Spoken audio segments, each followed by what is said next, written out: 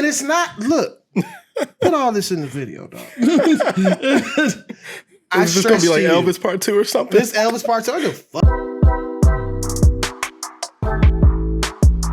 Go back, and speaking of Elvis, go back and listen to the original Hound Dog by, I forgot. I'm so sorry. I'm so sorry. Hey, I'm filming right now. I got it, man. We talking about Elvis and now he stole black people's music. We're talking. B.B. King, Little Richard, Jackie Wilson, James Brown, and Muhammad Ali all expressed their admiration for him, not only as an artist, but as a human being. As to the issue of cultural appropriation, it's probably a fair accusation. Black people have been historically under-celebrated and under-acknowledged for the contributions that they've made to popular music. Many black innovators died in relative obscurity, while Elvis was dubbed the king of rock and roll. Would that crown have been better placed on the heads of rock music's true originators like Little Richard, Ruth Brown, Fats Domino, Chuck Berry, Ike Turner, or even Louis Jordan? Probably. And in that song, there was the whole Elvis line. That was the first time anyone actually spoke out against Elvis.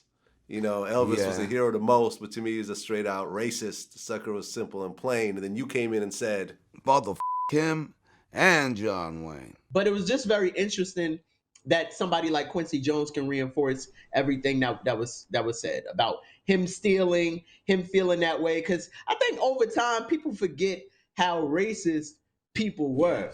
Did you feel at the time, in the 50s, early 60s, a resentment of some of the white performers who were copying R&B stuff and selling more records than you and your contemporaries were?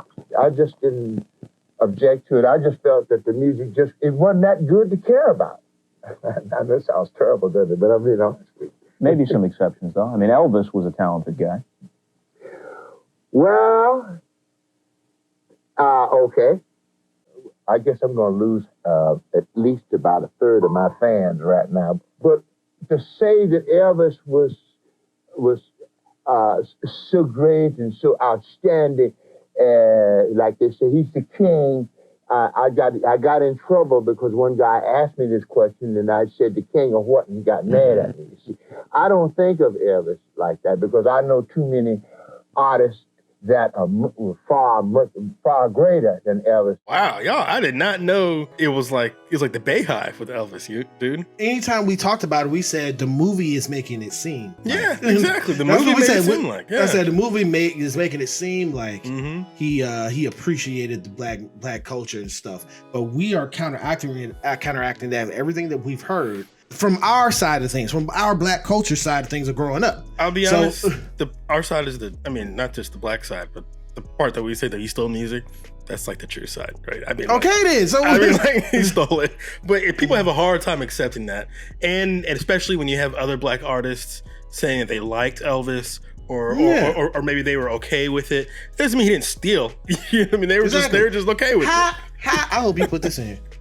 How do they know, you people, know that these people didn't have threats upon their families? Exactly. To have put on some type of show and smile for the entertainment and the newspapers and the media and stuff like that. Because they said they love this white man. I know I seen something about B.B. King. He was talking to some dude in the 80s and he asked him about Elvis, and he said, "What'd you think about Elvis?" He said, "I didn't think too much of him. I mean, he was a nice guy, very shy, you know." Elvis was very shy when I first met him. Was it Sun Studio? Where was it? Sun Studio in Memphis there. I didn't think too much about his playing or singing. I mean, it was okay, but I didn't see at that time what I saw later on. But he would talk, and it was, Interested in your music? He would watch. He didn't ask questions a lot, but he would watch. He didn't say, "Man, he was a bad guy. He was so great at music and stuff." He didn't say that shit. He probably couldn't say that. You know what I mean? That's kind of the thing. Sometimes you gotta be nice to some of these white folks, and they fuck you up. You know what I mean? For real. That's a very difficult thing if you're not, especially for white people, I imagine. It's a very difficult thing for white people to accept. By the way, I don't know if you've noticed, but I live in Brooklyn. And you hear the fireworks, right? Can you hear them? They're gonna happen all day, every day for a week. There's nothing anyone can do about it. You're gonna hear it all night long. All night I'm not feeling very patriotic this year. So this is the most patriotic you're gonna get from me. An accidental red, white, and blue. Did you see Ma Rainey's Black Bottom? Yeah, it was great. Chadwick Boseman deserved the Oscar for that film. Oh yeah, of course. It's because of how he portrayed Black music and what he really wanted to do. And he believed in it so much that these white folks took it, spun it, and made it something different. Yeah. That happened all the time. I'm looking at the camera on purpose. Of course. Okay? Of course. So, and go back, and speaking of Elvis, go back and listen to the original Hound Dog by, I forgot. I'm so sorry. I'm so it's all sorry. good. Hey, I'm filming right now. I got it, Ma. We talking about Elvis and he stole Black people's music. We're talking. She said she agreed with. Of course you would. Of course. Like, my baby's stupid. She would say that. She would never say that. He don't know what he talking about with this Elvis thing. Never say that. But I was gonna say, go back and listen to the original Hound Dog and tell me it doesn't sound better than like that old corny ass version that Elvis put out, man. And the whole thing about this thing about the people that's in the comments is talking about Elvis saying that he appreciated Black culture and, you know, he always gave credit and stuff like that. Just because you gave credit to somebody don't mean that they got compensated over residuals over exactly. years. Exactly. And the fact that you know Elvis's name in association with someone else's song is like wrong. Do you know what I mean? Like that's not okay. It's not like. Give me that example of MC Hammer that you taught about. Put that in there. I was gonna say if what it feels like, what I imagine it felt like if you were a Black person back when Elvis was doing this thing, it would feel like if someone came out today, if some white rapper came out today talking about stop, hammer time. Stop, hammer time. Go with the flow. It is said. We'd be like, what? What? We've been singing that song forever. Hammer time. The whole song. Not the clip. Exactly, the whole not a song. Sample. The whole song. You'd be like, and he did the whole dance.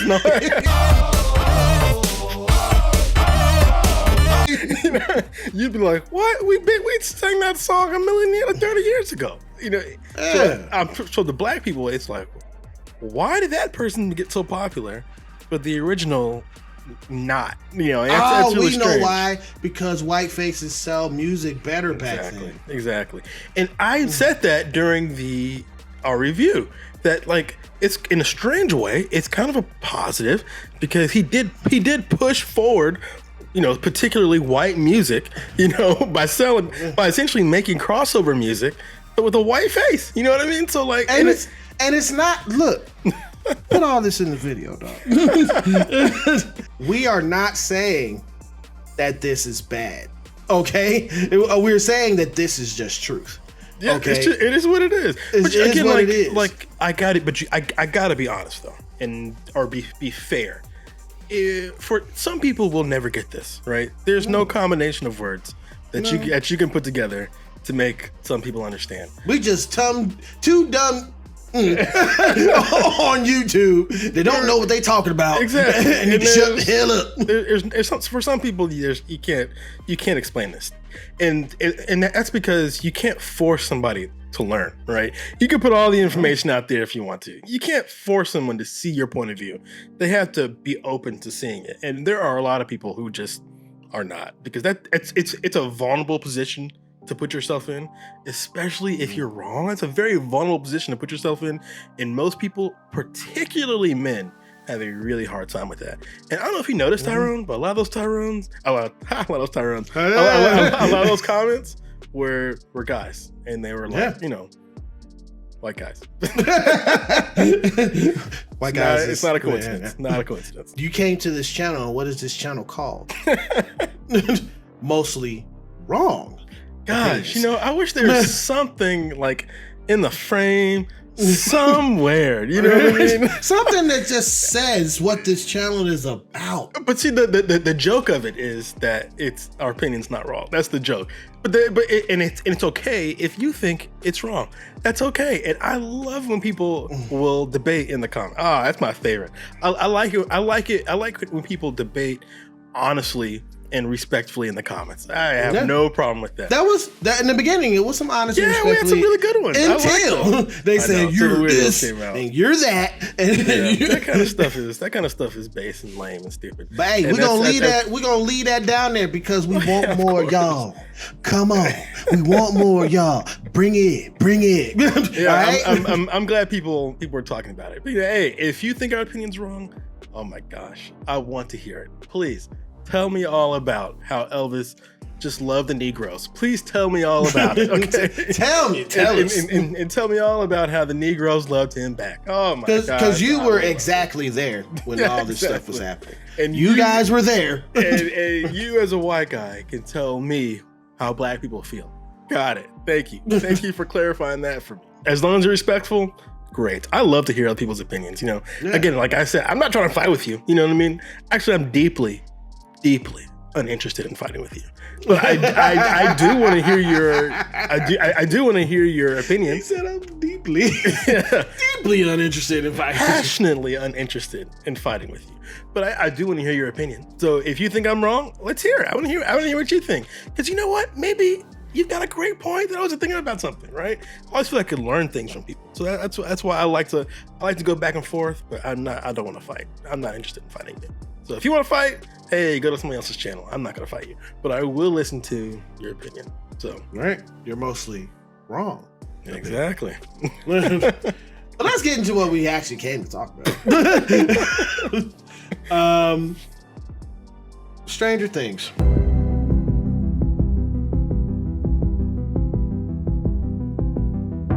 Spoiler alert, people. Eddie dies.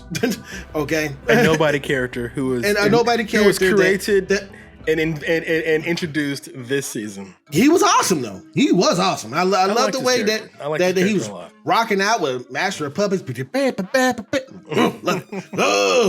Metallica. Okay, all right. Shout out to all my white folks. So especially for what we were just talking about, but love Metallica. So shout out to my white folks. So my thing is,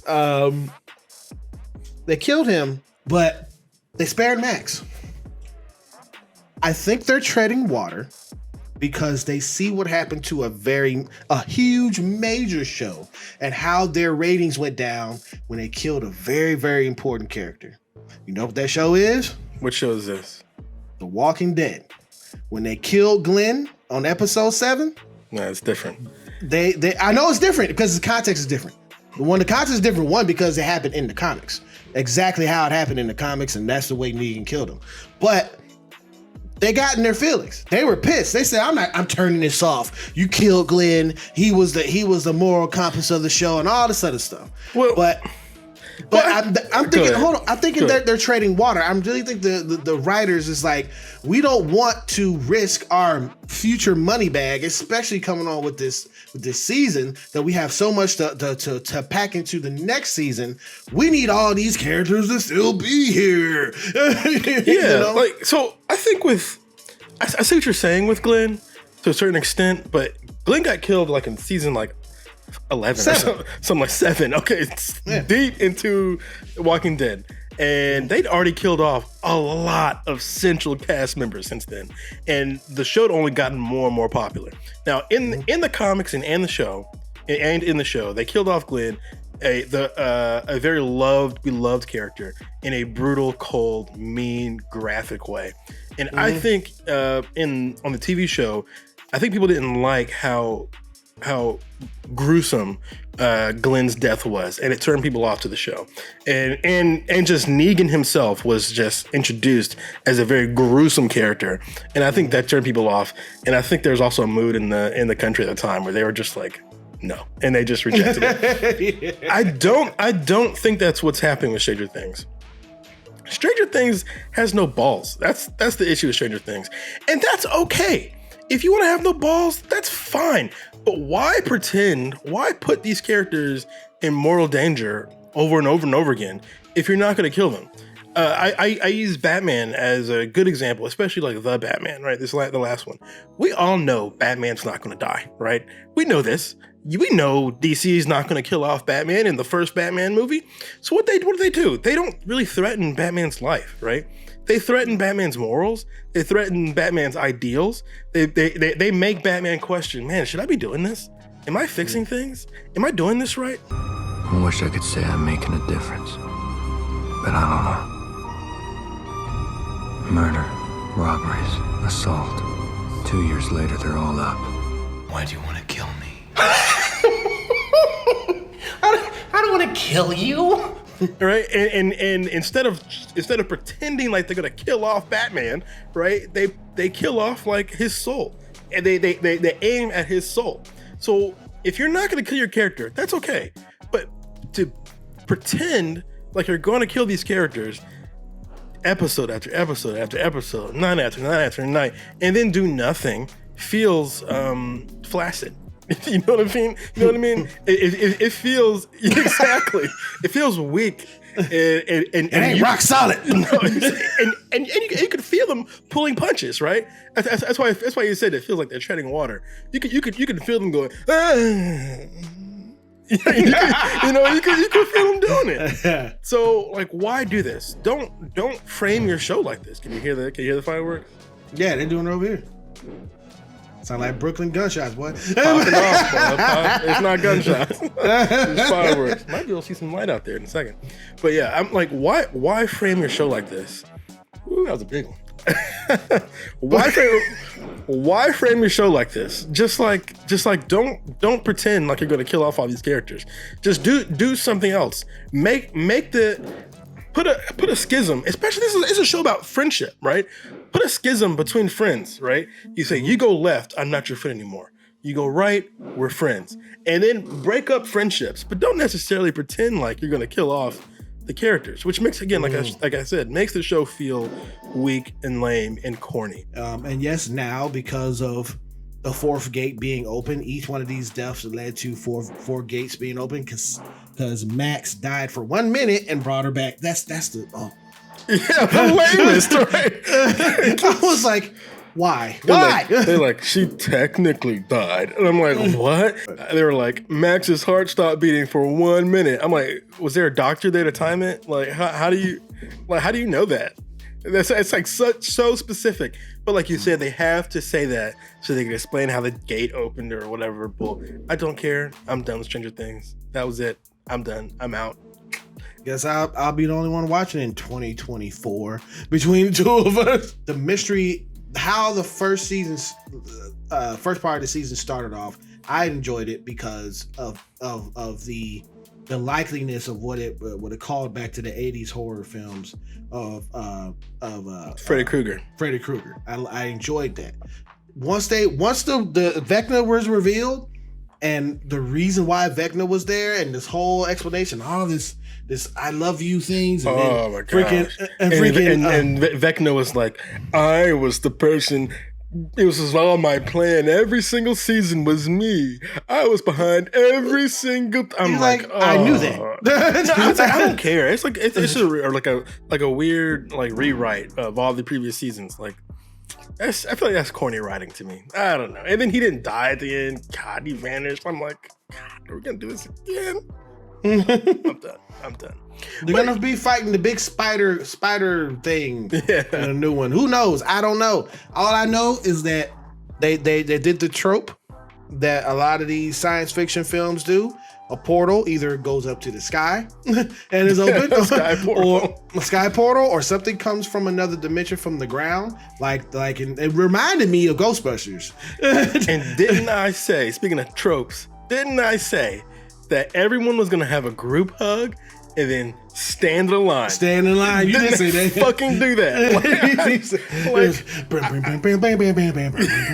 I hate it when I can sense that stuff. You know what I mean? It makes it feel like we said before with other movies, where you just feel the movie like going, beat by beat by beat by beat. Same thing with the show. I could feel nothing surprising you.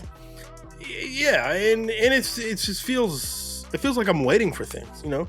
And so I'm like, where's this little moment that needs to be? Oh, there it is. There it is. Right there. Yep. Okay, so but here, shouldn't Lucas be? Oh, there he is. You know what I mean? Like, okay, but didn't they just set up that bully, the racist bully with the gun? Oh, there he is. You know, it's like I can feel all these things like dropping right in line. You know, and then you think the bully was racist? I don't know if he was racist. He probably wasn't racist. I think he felt racist because he was yelling at the black guy so much. You're right. He wasn't racist. That was me being stupid. He got fucked up though. I'm sorry. Yeah, he got it bad. He didn't deserve that because he was just being. He deserved that? I don't think he deserved it because he was being stupid, right? He was emotional about his girlfriend dying. Yeah. And he was believing in some sort of demon thing, and why not? Mm-hmm. There literally is a demon running around, you know.